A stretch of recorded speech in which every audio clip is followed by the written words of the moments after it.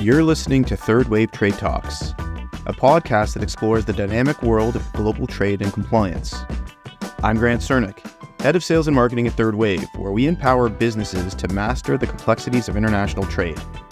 Join me as I sit down with industry experts, innovators, and thought leaders to explore the trends, challenges, and insights that shape the future of global trade.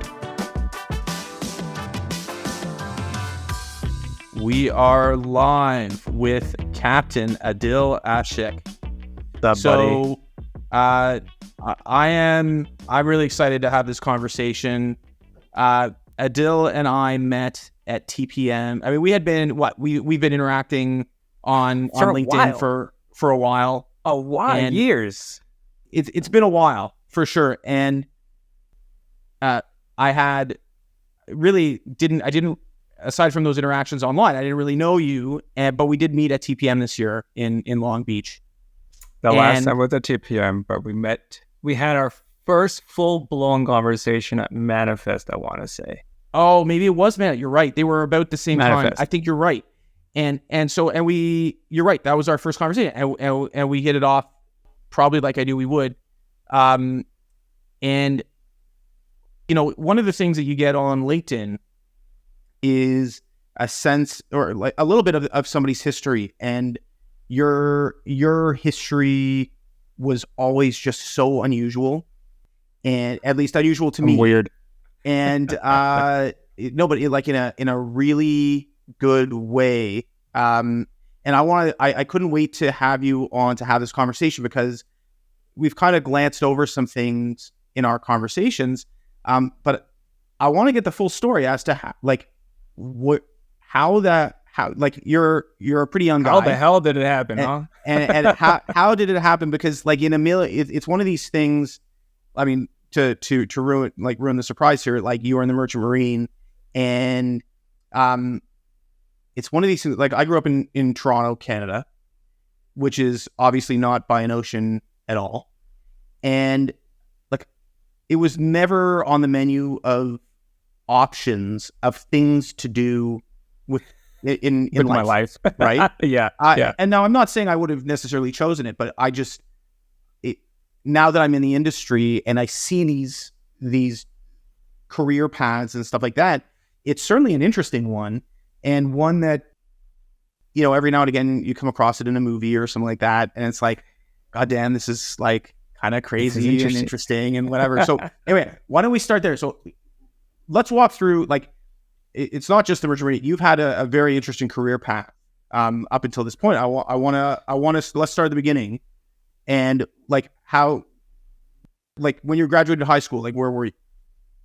All right, let me tell you. I don't know if it's necessarily a great thing that I've done so much, just for the listeners, because sometimes I think about it myself. I'm like, what the hell did I just do myself into? So how it all began: high school, senior year, college fair, right? And originally, I was screwed up in high school. I wasn't taking it seriously. And so my parents were like, well, we're sending you to med school. End of story. So I was like, okay, great, I'm going to go be a doctor. And pretty much have a lot of doctors in my family. So it just kind of felt like, okay, well, whatever. I don't have to decide for myself. So I'll just go be a doctor. Screw it. And I'm at this college fair, and I've gone through the things, and I was like, okay, well, I've seen like I'm from California, so the University of California is like, if you don't go to UC, you're done. So I was like, I got to get to UC. And then after I did all that, I was going through the exit on the back side of this gymnasium, and there's this one booth.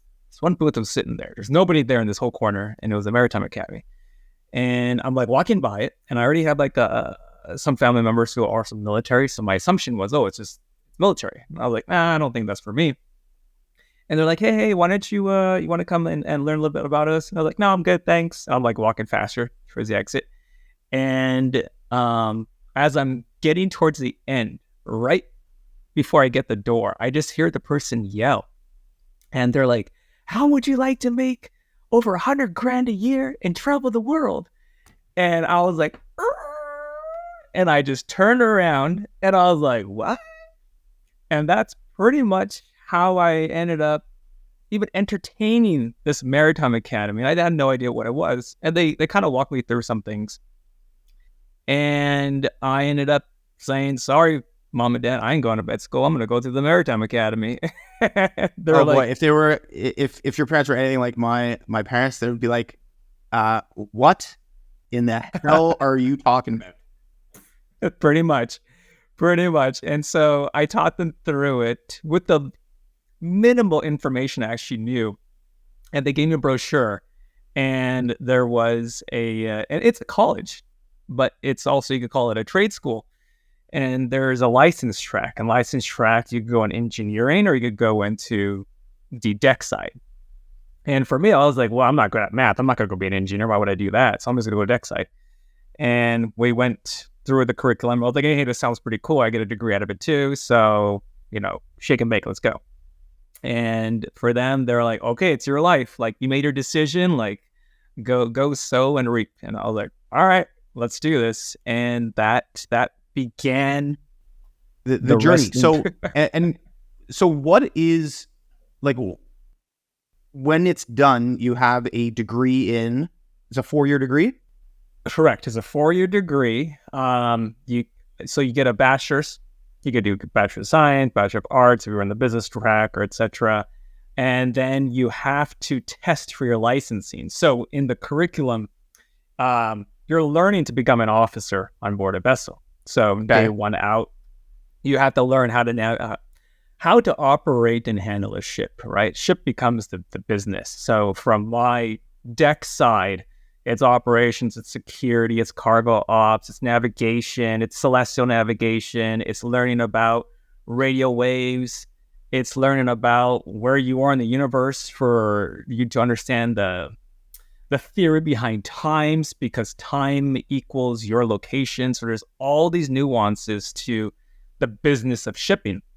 And so ultimately you got to just be able to walk onto a ship and then just do your job. So as part of that, the U.S. Coast Guard and many other countries, they have a licensing exam. And it's pretty much referred to as one of the hardest tests. And next up, they always say the bar exam for a lawyer is pretty difficult. Mm-hmm. And it's 7 days. It's a 7 days test. And there's many different subjects, and you have to pass. And that covers everything involved with the business of shipping, from navigations to hazards to this, that. And once you pass, then you get your license that pretty much says, like, okay, you're not dumb, you can be taught. And now you get onto a ship, and then the captain sees you for the first time. And they're like, great, you're not dumb, but you can be taught. Now let's actually start teaching you. Right. Well, so, I mean, I did mechanical engineering for my undergrad. And it's kind of like the same story. Like, it teaches you a set of things that are important to know theoretically. And then you get into industry and you know jack squat about just about everything real.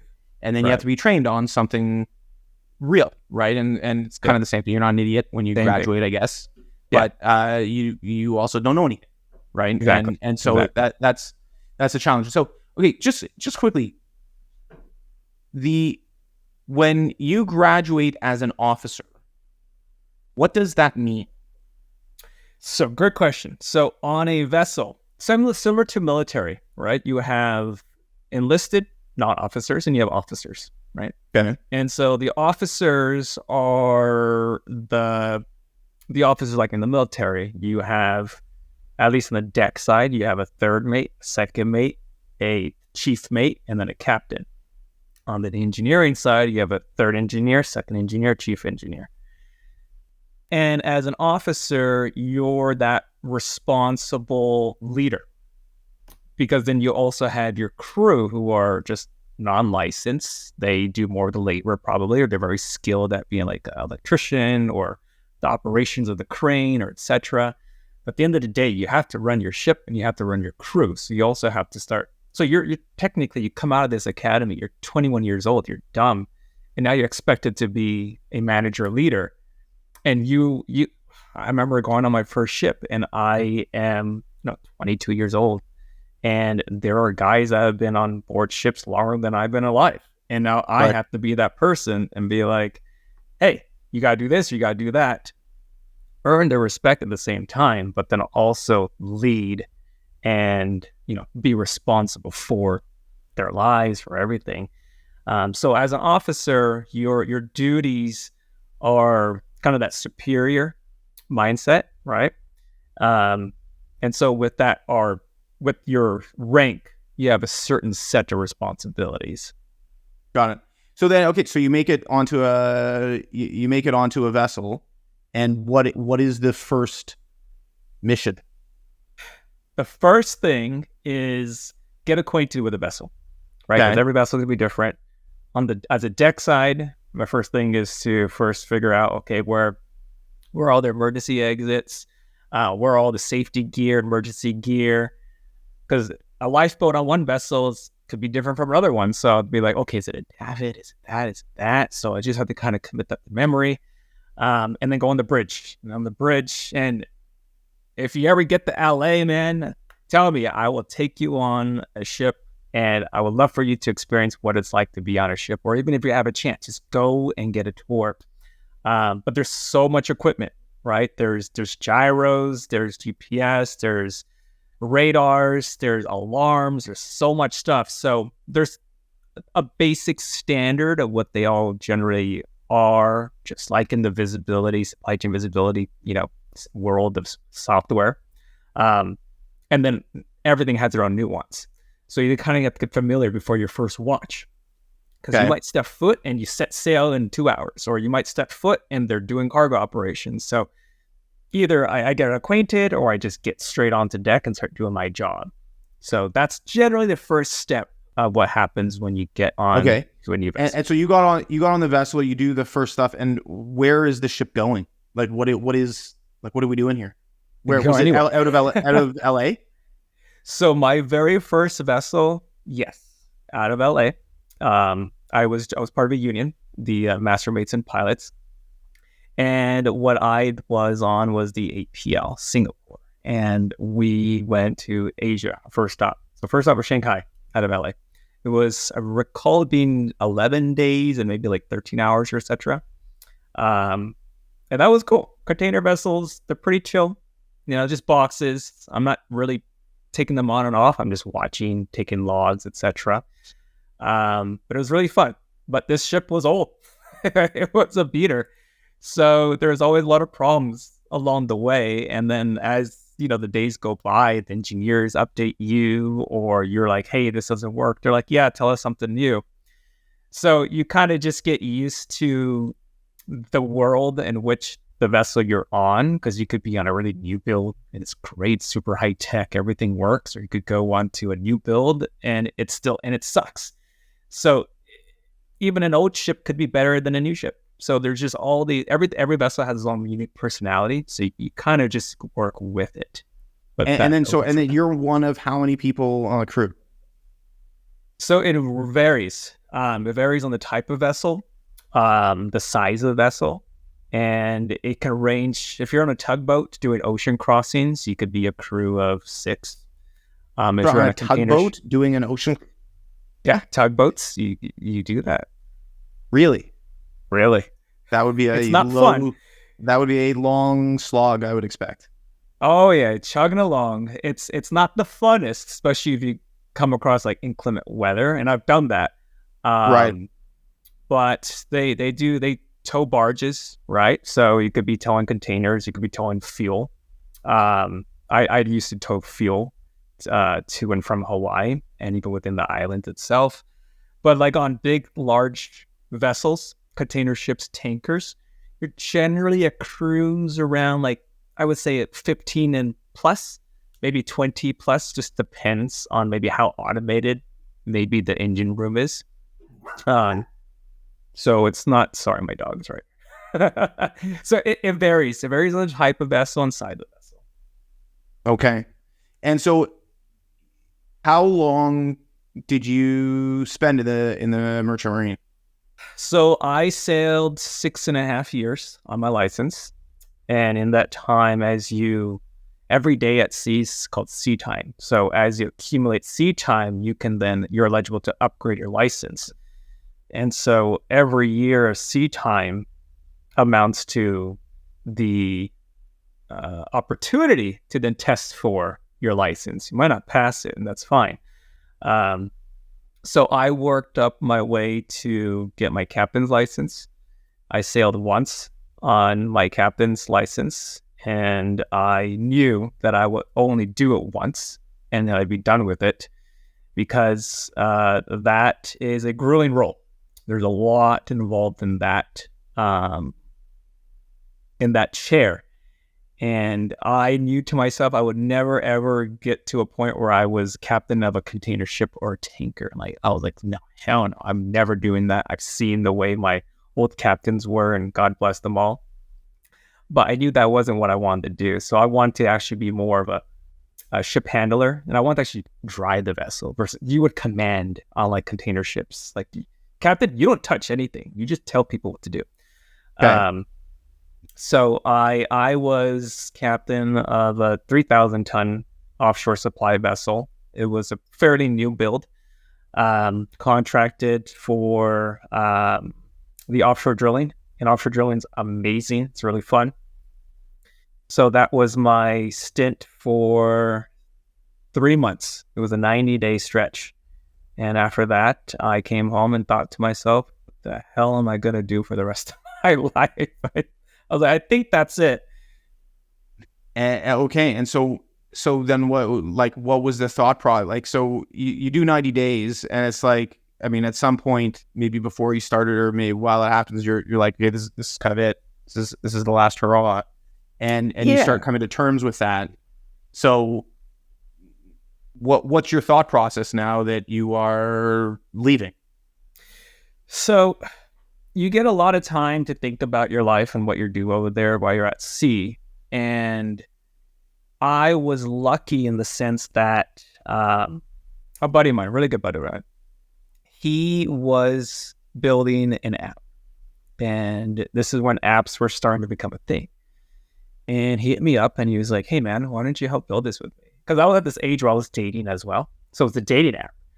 And I was like, okay, fine. I could kind of give you my opinions, etc. So we started to think about, okay, what's a dating app going to look like? I didn't know what Android was or iOS programming. That was not in my brain whatsoever.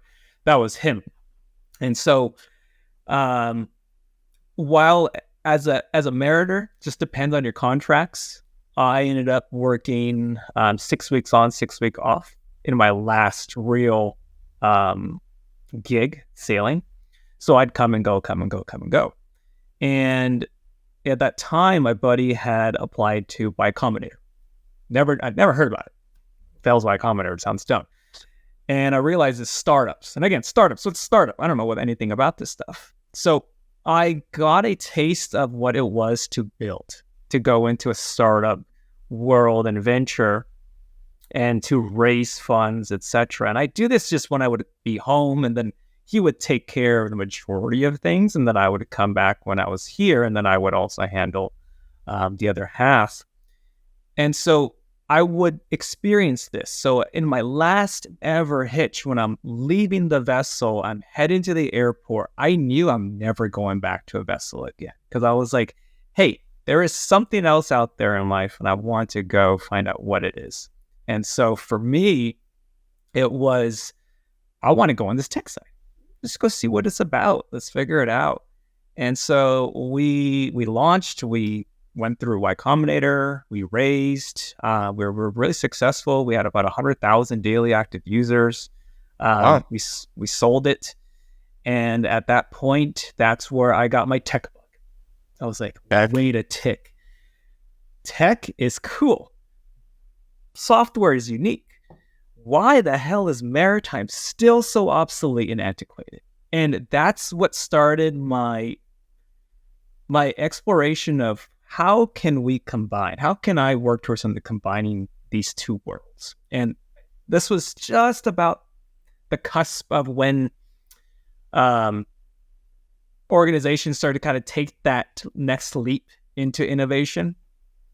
So it was kind of the right place at the right time.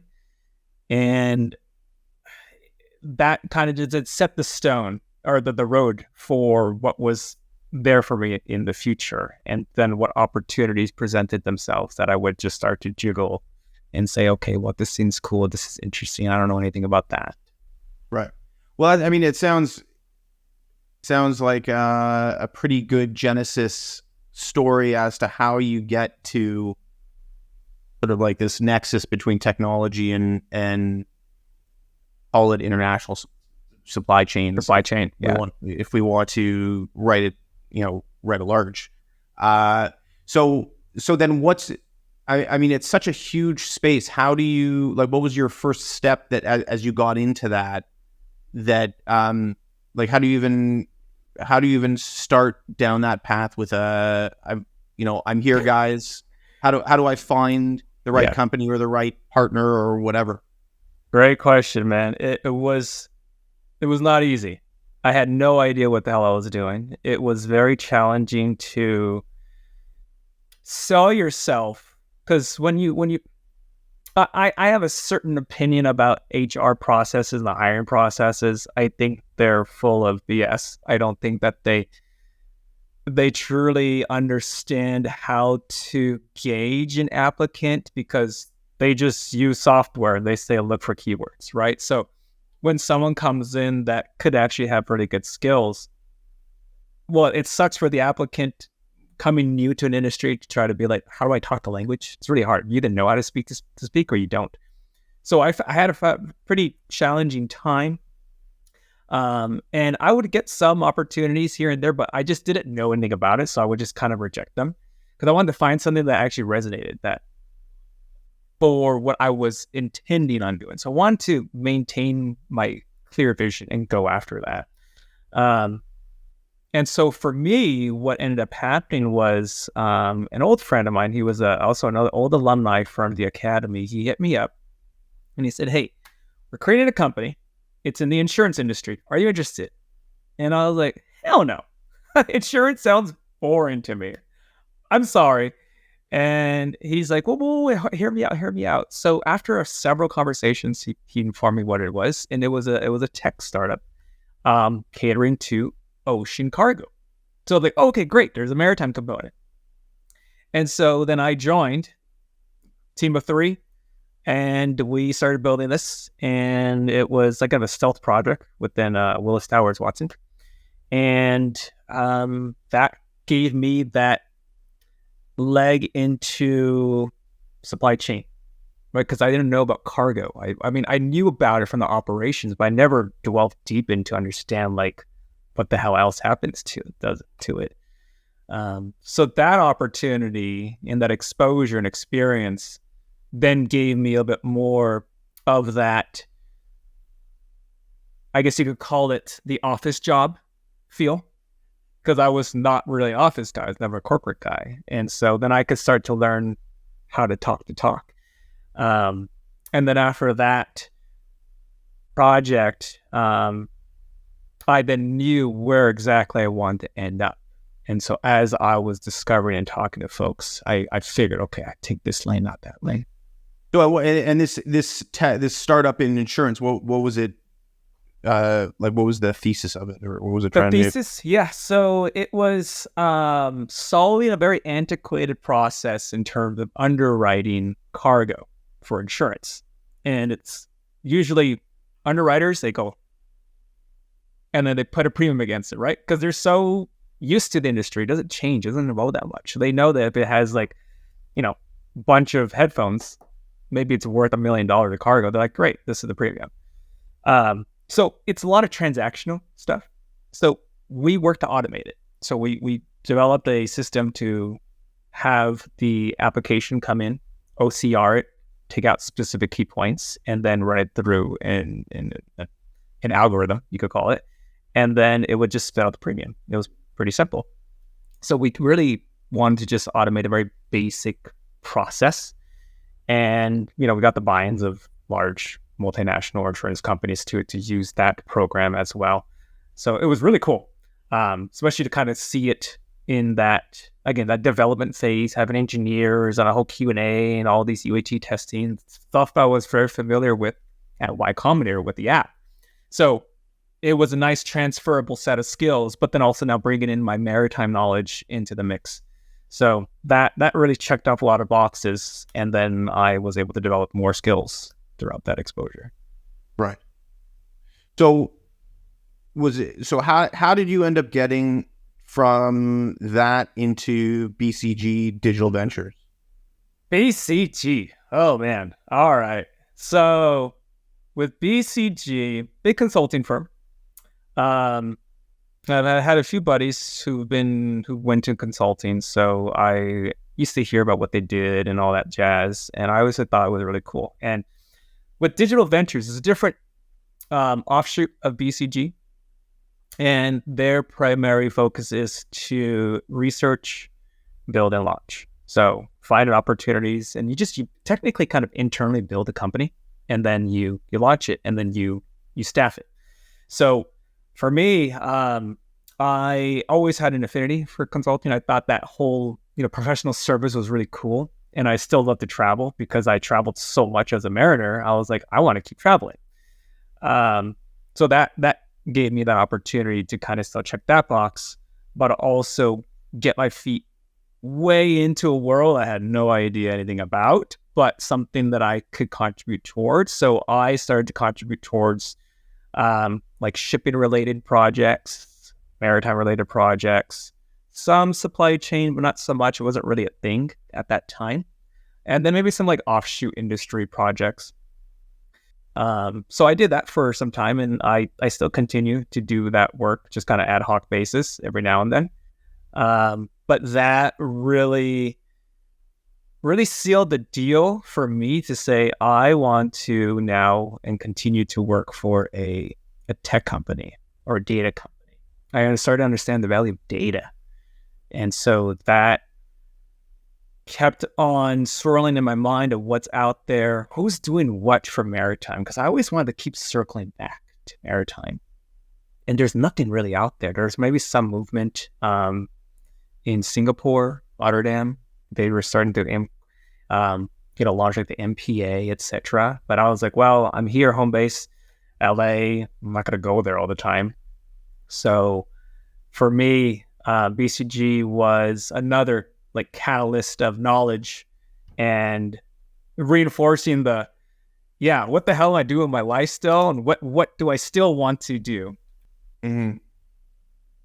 So like you're at BCG and you're getting a taste of launching different companies. I mean, basically they're theses of some sort, right? There's a piece of, I mean, one of the things that I understand you said that's kind of cool about BCG, they do all kinds of consulting with big companies, and they have a research arm, and they'll identify something that is a problem or an area of interest or something like that, and it's sort of like that insight that gets put into practice through some kind of venture of some sort, right? Absolutely, yeah, absolutely. And so, like, how frequently did a new company get launched, and are you involved in all of them, or are you involved in one of them and somebody else takes a different one? Like, how does that work? So when I first started, I was very just silent within like shipping related projects, and then I could come in with the expertise, and then with some like the development and the UI, the UX. So it's kind of more on the broader scope of building and launching. Eventually, there are multiple projects at once. And then what's cool about the DV side was, I mean, we can always swap, or we could be like, hey, we heard something interesting from Grant. Let's bring him in to this project anyways. And then you would just come on for a week, 2 weeks. Hell, you might even be there for 6 months for all you know. But then you could contribute to that project as well. And it really also depends on what you wanted to do. So that was the fun thing. There's always something different, something new. And then as you researched and you validated, then it was just cool. You're just learning new things you never would have ever, at least I never would have bothered researching myself. So that exposure kind of led me to see the world in a broader light, in terms of what industry focus that project was based out of. So that was also a big learning curve for me. Were there any companies that you worked on that went on to notable success? Well, with BCG, quite a few of them are successful. Okay. They do a great job of the validation. They're BCG too. I mean, I'm sure if they're listening right now, that's totally fine. But they have the right network and they also have the right marketing, so they can actually get certain products out to market pretty quickly, and efficiently. There have been quite a few failures, of course, naturally, and you just scrape the project. But yeah, there have been a few. And I would say the one very notable one was a security device for containers, actually. And that was very new. It's 2018. And I know like the tech was still there, but wanted to digitize it. And that one had been active, I want to say, till 2021. And then I heard that whole company technically kind of just sold off into somewhere else. So there have been successful exits within things that have been launched. Yeah, well, I mean, one of the things that strikes me as just being advantageous for BCG is not only, well, they've got money and they've got expertise, but they also have a set of customers that they advise on. And so if you're looking for alpha or beta clients, that they have a crazy roster of those things that you'd be able to test things out pretty quickly. And if it works, then now all of a sudden you have customers, right? And that's a massive advantage over not having that. Right? Yeah, absolutely. I mean, the McKinseys of the world, etc., the Goldman Sachs. Everyone and their mom will go and contract with them, right? Because they got experts. So it makes life easier to be able to find the right client to validate it against, and then they might just adopt that technology, for example. Right. So it is a unique position for them, but there are a lot of fantastic folks that work there that have great ideas, and sometimes those great ideas, they just get shelved. It's not right time, or etc. So like any industry and business, there's always is it the right time or not? Right. So how did you end up getting to marine traffic? So marine traffic, when I was at the academy, every summer we'd have 4-month summers, and we'd be on a ship for training, right? So we could be anywhere in the world. And as we, just went through our curriculum, became seniors before we graduated and tested, etc.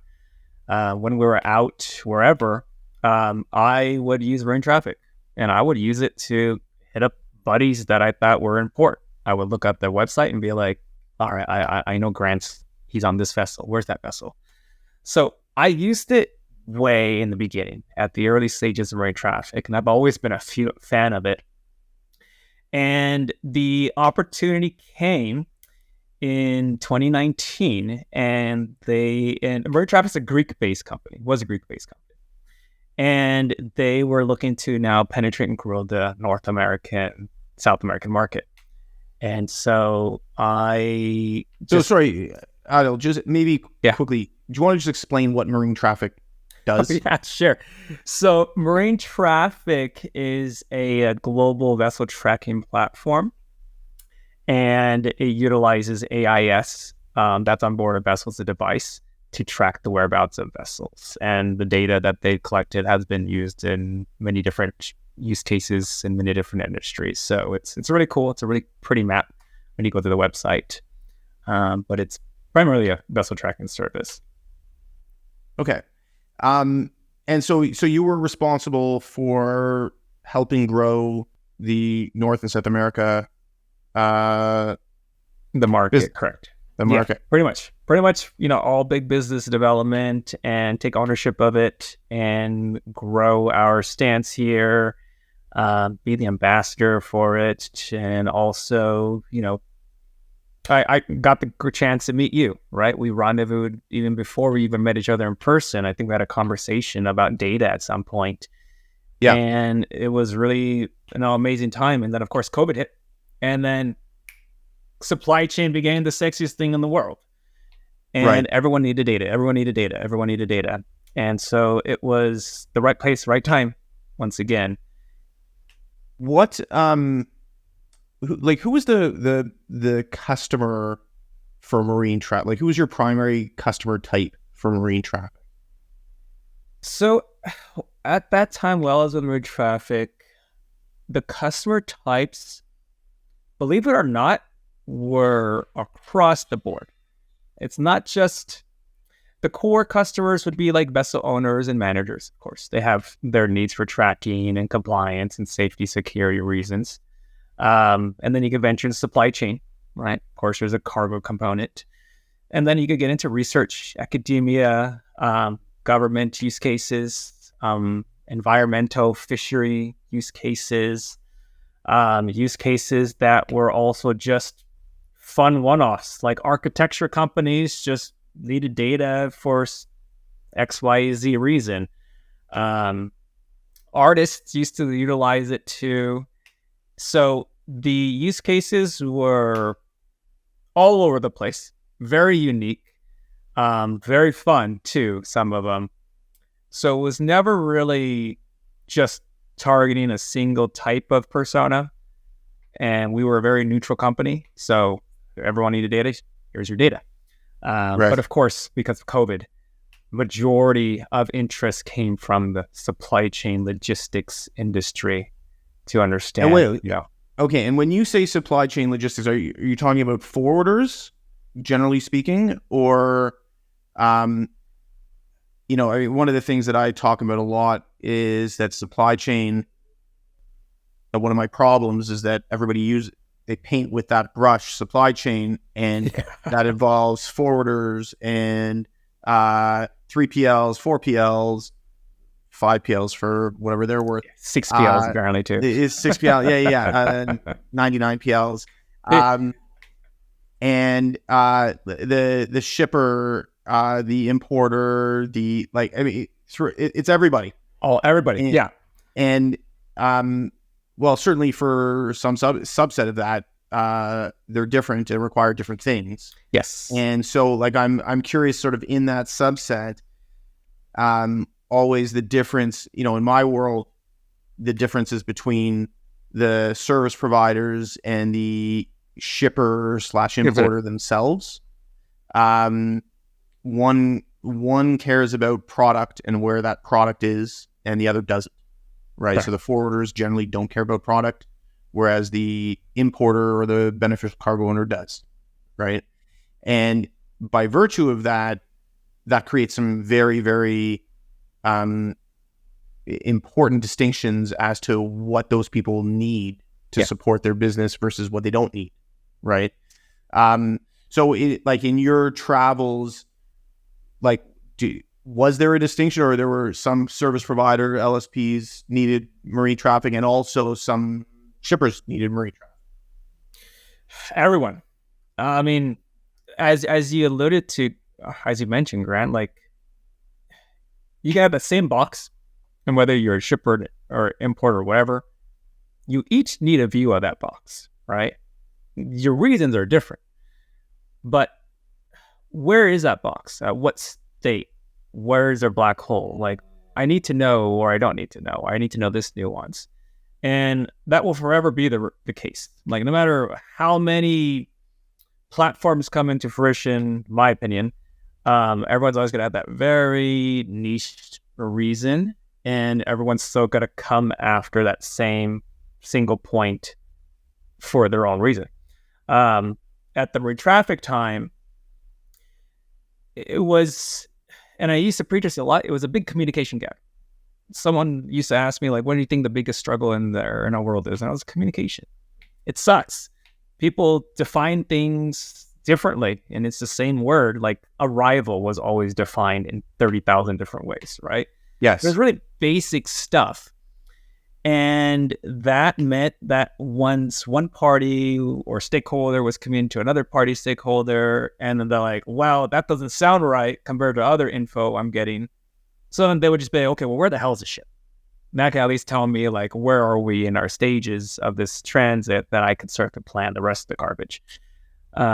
So it was a very unique, again, a very neutral insight, neutral data, right, that many people can leverage off of, and then use it to make their own informed decision or insight, etc. And I think even till this day, there are a lot of great, providers out there. Yes, they do great pieces of process improvements or visibility, etc.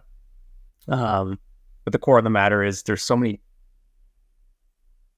warehouses of data, and it's kind of just picking up the data for that right persona, only give them exactly what they need to see. But that was a big thing for us at Road Traffic at that time of how are we to provide that visibility. And I hate the term visibility because it's been used so many times, but it was just at a very vessel level. Like, here's a ship, and then everyone knows what happens once the vessel gets to terminal, and then that thing gets pushed on to the next. Yeah. Well, I mean, so it ultimately is a great example of what you can do with really ultimately a very limited data set. Right, like AIS data is basically location data, right? Where is the vessel, right? And I used to talk a lot, not so much anymore, just about sort of the intersection of technologies and what different things can do. So, GPS has been around since 1985, as an example, right? It was reasonably, so like the technology's been around, and then Garmin came out with sort of like a GPS you could put in your car. Yes. And the innovation on Garmin actually wasn't the GPS at all. It was on the mapping, right? That they were able to map the world. And if you can map the world, or at least the roadways, then that plus the GPS allows you to do some pretty powerful things, right? And similarly, GPS location for vessels is great, and that's been around for a while, but layer on the ability to put sort of like a gate around a location. So when a vessel, what's the word? Breaks the gate or whatever. Crosses a boundary or whatever. Crosses a boundary, whatever you want to call it. That means something, right? Yeah. And so now you're able to derive different information, even though it's not sort of formalized data, right? Which creates its own problem. What does arrival mean, right? Right. Who created that boundary, right? Who confirms that it's arrived when that kind of thing, and but it's quite powerful, right? And so that's a really interesting thing. I mean, when you get to visibility and really talking about communication around a lot of this stuff, there are challenges around communication, specifically because in the computerized world, it's not okay to have arrival mean different things. Right? Because system A that, actor A has is going to use arrival to mean something. And if actor B has system B and arrival means something different, but they're both called arrival, they're going to transact of it as if they're the same, but they don't mean the same thing. Right? Exactly. And this is, if we were to just take a step back into the supply chain, as opposed to just for vessel operations, you have, like, if you were to ask a company, an importer, has something arrived, has a vessel arrived?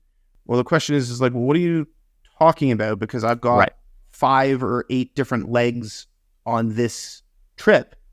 And so each one of those is going to have an arrival date or time. And which one are we talking about? Right. And now you have to be able to string these things together. And that's where the complexity sort of arises in for companies that deal in international supply chains that have to manage the entire supply chain, right? Exactly. So, Exactly. a vessel arriving versus a train arriving, or the relationship between the vessel and the train to the time that they arrive, and then it's got to be drayed. That's a very complicated mess that requires pretty stringent definitions on things, at least internally consistent within their supply chain. And hopefully that gets aligned to the external world, because they're the ones who are ultimately providing stuff to you, right? Right, yeah. The consumers that get impacted at the end of the day if something's delayed from the operational side. That's right. And so you had, like, it really, to zoom out to 35,000 feet, it is a communication problem. Yeah. And then it's also a structured problem, because there are some subset of companies that need to string together their entire supply chain and have that represented so that that data can be communicated or transformed into something that is meaningful for them, for their customers, for their vendors, for other stakeholders that have to interact. And the ideal would be that everybody's speaking the same language, which is absolutely a real challenge. Real big challenge. A real big challenge all the way along. I think you need to do a TED Talk on it, Grant. Perfect way to explain it. Well, okay. So, let's jump ahead a little bit.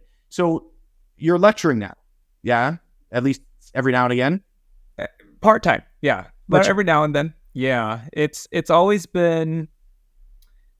I've always wanted to find ways to give back. And I'm on the board of my academy, been for many years, and I've always been a fan of mentorship. I've received mentorship. I think it's great. I think a lot of kids, students, they may know or hear about it, but they may not pursue it or may not be exposed necessarily to it or know that they can get that. So I've always wanted to have the opportunity where I could share my knowledge or guidance. And one thing that really drove me to lecturing was simply meeting students, seeing them in their element, talking to them, and figuring out who they are. And then maybe that would then, hey, you need some assistance, or, hey, Adil, yeah, can I ask you a question? Yeah, sure. Email me, hit me up. So it gave me an opportunity to kind of feel out, like, okay, where are there potential gaps in knowledge or et cetera in the curriculum? And I wanted to help kind of fill that in. So I, at my time at Marine Traffic, I just loved being everywhere. I loved talking to anybody, meeting great folks just like you. And I met a few folks from different universities. I'd be a guest speaker, and then et cetera, et cetera. And I finally got an opportunity once, and I got this out here, and I got a call from Stanford. And they're like, hey, we want you to come and give a talk. And I was like, oh my God, Stanford, like, I'm not that smart. I don't know if I'm even allowed foot on this place with my IQ. And that drove me to want to teach. So I was like, I would love to figure out a way how to be a teacher or professor or whatever. And things kind of led to other places too. So I just do it part-time. There's maybe a course that's already established, or maybe one that I have created in the past that maybe I could push through with the dean and be like, hey, I think this is an important topic. So I've been doing that for probably a year and a half now, just for fun. It's part-time. It's really great.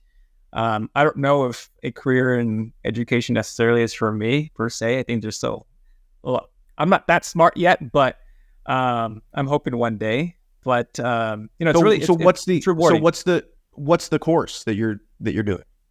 The course will range. So it could be so with Stanford, it was with the Gordian Knot Institute, so more like public policy, security, and kind of talking about it from a maritime domain perspective, and like how geopolitics, etc., impact the flow of trade. There have been some courses that are just on supply chain from like an ocean side, cargo perspective side, operations, things things that are around, say, and insurance, just because I was there.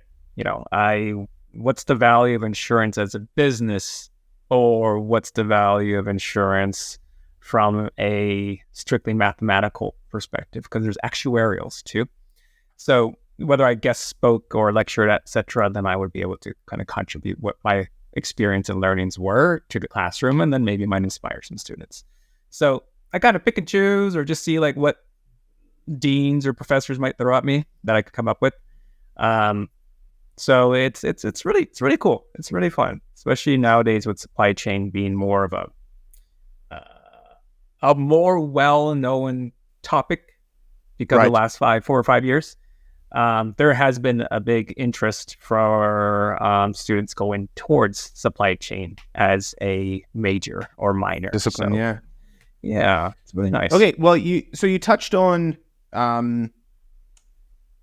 sort of global affairs. So we live in a crazy world today.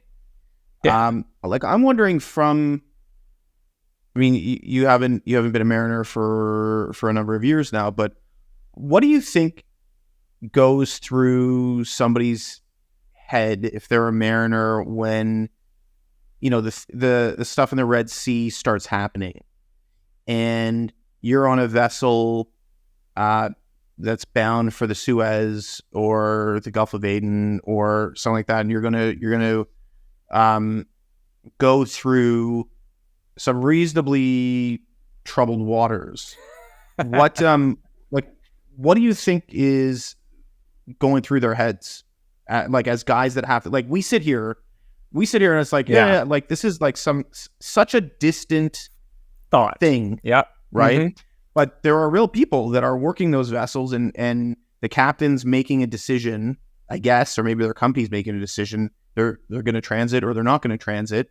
And if we're not transiting, I guess we're going around the Horn of Africa and the Cape, and that's not exactly necessarily the safest waters to travel in. So what comment would you have that might give us a better sense of what somebody's thinking about? I'm very happy you brought this up. For the last 5 years, right, being in this greater supply chain world, everyone's always like, where's the box, where's container? And then to talk about the data. And then we have a lot of companies that are trying to provide that visibility.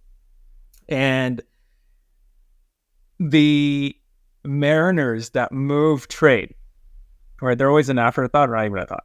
And it's pretty unfortunate. And I think we're just so ingrained in our day-to-day that we don't even think about that. We just think like, okay, where the hell is the box? Did it get to the terminal or not yet? Because I gotta worry about that. And that's fair and fine. But mariners, it's not easy. It is a dangerous job, of course. And there are a lot of hazards, yes. And so I think as a reminder to a lot of us out there, hey, thank a mariner next time you see one. Go buy him a beer, whatever you got to do. Or just stop if you're at a port and just look at the ships and just admire them, right? You might just think of how cool or crazy it might be to be at one of those things. And now to your question about the mariner's thoughts.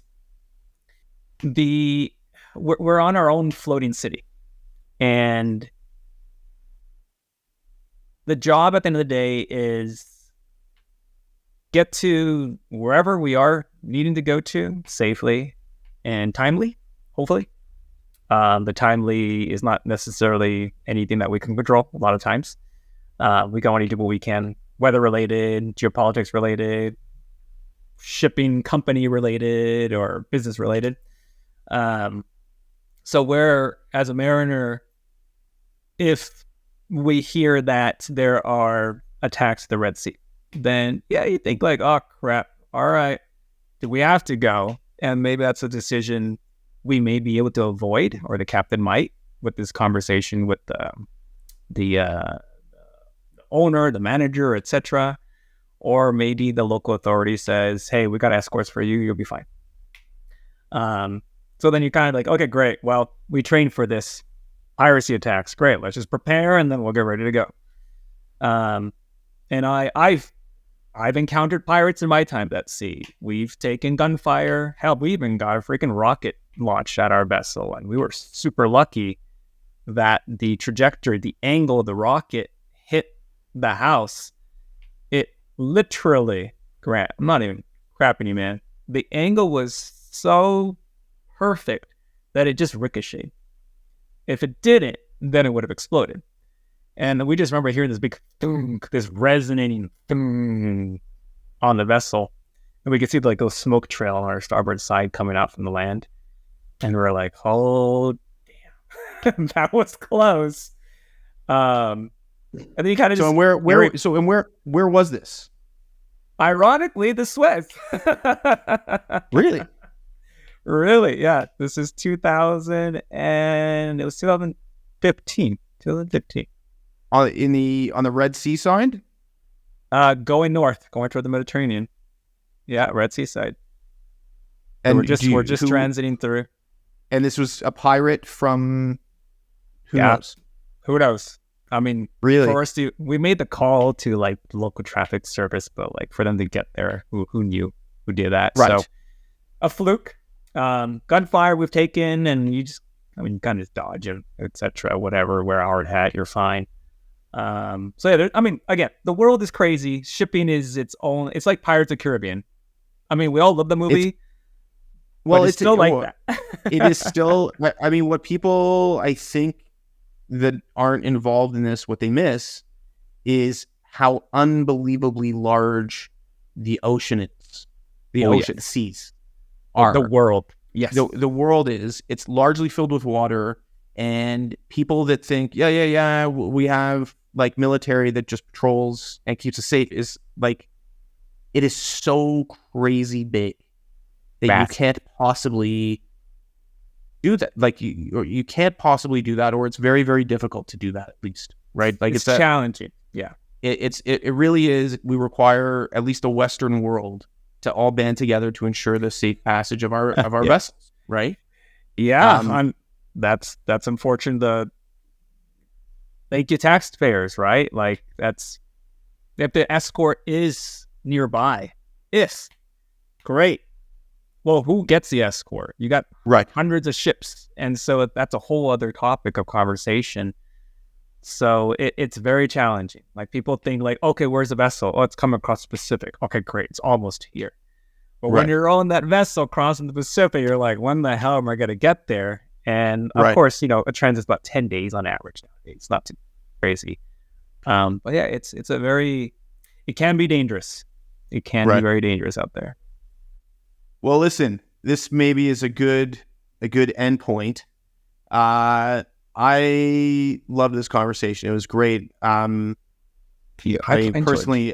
learned a lot. One of my kids' favorite movies is Cabin Phillips, and that is a crazy, crazy story. But it really, talks about a lot of the craziness that happens, and makes the characters real. You make the story real in a world that most people don't have somebody that they could talk to about what is the life of a mariner, and how it works. So I'm thrilled that we got to talk about it, and I got to learn a little bit more about it.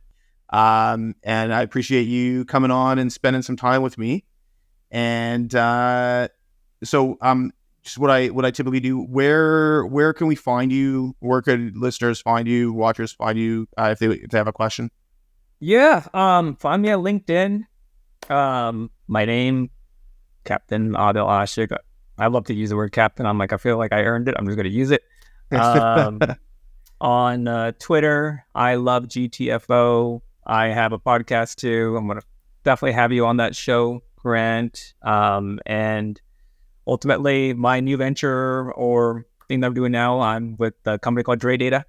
And we are now solving inefficiencies in the intermodal import side. So look us up, check us out. We're doing some really cool stuff with tech and data. And otherwise, and how do you? So maybe let's spend just because who cares? we don't have to drop. So okay, bring it on. So Dre Data. What is let's go. Let's spend a couple minutes. Yes. I missed that I'm supposed to be talking about this. So No, you're all good. My bad. You're all good, My man. bad. I We're don't back like in. to sell myself. I just like to just chit chat. Well, I like to sell you. So, okay. So Dre data. So Dre data. okay. So, and what has something to do with drayage? It has an element, yes, of drayage. So Dre data, wonderful, amazing founder president Kaz Shari. He's a Florida native. He's been in this business since like 98, and he was a software developer and honestly created like one of the first TMS systems out there. So it's been in his blood ever since. And so as Dre data, we provide and serve to 3PLs, freight forwarders, drayage carriers, things that BCOs require, steamship lines, etc., owner operators, trucking companies. We have a lot of different sets of technologies, and our primary focus is to get rid of the chaos in that inland intermodal middle mile. And again, I'm an ocean guy, right? And I never really thought about this side of the world. I never knew what entailed that container from terminal to a Costco. There's so many moving parts. So what we do is we have like tabs that truck truckers use to get rid of manual processes, better tracking. We have tracking non-chassis. So we do things to enhance visibility when it comes to warehouses and storage yards, where the black hole exists in terms of when the container is on the road and where it may end up being stashed temporarily or deconsolidated. There's all these elements that would then eventually impact that freight's final arrival to a store door or a warehouse or a retail center. So a lot of great things that we're working on. Okay, and your role at Dre Data is what? So my role is, you could say, more on the marketing side. Okay. Wanted to do something different this time around, something more fun, kind of let my personality shine. So it's going to be a really great, really proud of the team. They are such a great group of folks. They're really band together. They really make you feel like family. And, what we're doing is we're preparing like a rebrand within the company itself too. So in the next few weeks, you'll start to probably see a little bit more chatter coming out from my LinkedIn or my Twitter about it. And, again, it's just a really cool area in the supply chain that requires help, because it's cool in the sense of all of the moving parts and players involved, like we were talking about, that communication kind of gap. And it blew my mind that it's still a problem, right? Like there maybe now is some attention going to it. So to have the privilege to now contribute to helping solve that part of supply chain, make it more efficient and, less sweaty and less headachy. That for me is cool. It's gonna be pretty fun. Well, there certainly are still pretty dramatic challenges in on the drayage side, and the middle mile that you're talking about is maybe more problematic than anywhere. So any help that we can get that goes to solve that problem, we're probably pretty thankful for. And so Dre Data. I would say let's look up Dre Data. It is a pretty cool company, and they're doing some cool things. So again, Captain Adil Ashiq, thank you so much for your time today, and I look forward to, of course, chatting with you in the next little while, but having our next conversation. Of course, Grant. Thank you so much, my man. Great to see you, bud. Thanks for listening to 3rd Wave Trade Talks. To get in touch and learn more about what we do, visit our website at 3rdwave.co. There you'll find more resources to enrich your knowledge of global trade. Thanks again for tuning in. We'll see you next time.